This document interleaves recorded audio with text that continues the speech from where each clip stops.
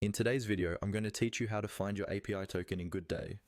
First, make sure you're logged into your Goodday account in your web browser. Once you're on your main workspace or dashboard, look towards the lower left corner of the screen.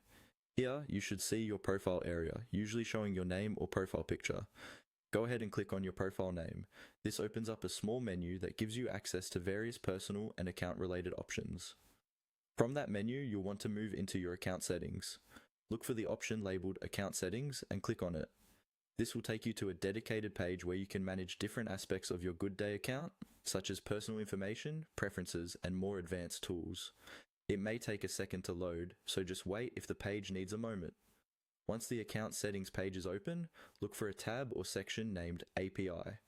This is where Goodday keeps all the tools you need to connect your account with other applications and services. Click on the API section.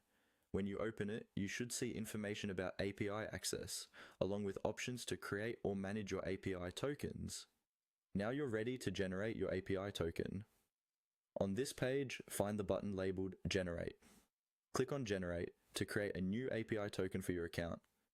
After you click it, Goodday will produce a unique string of characters, which is your API token. This token allows other apps or scripts to communicate with your Goodday account securely, without needing your password. Once the token appears, take a moment to copy it and store it in a safe place. Many platforms only show the full token once for security reasons, so it's a good idea to paste it into a secure password manager or another protected document right away. Avoid sharing this token with anyone you don't fully trust, and never post it publicly, because anyone with access to it could potentially interact with your Goodday data. That's all there is to it. You clicked your profile name, went into account settings, opened the API section, and generated your API token. You can now use this token in your integrations or automation tools to connect smoothly with Goodday.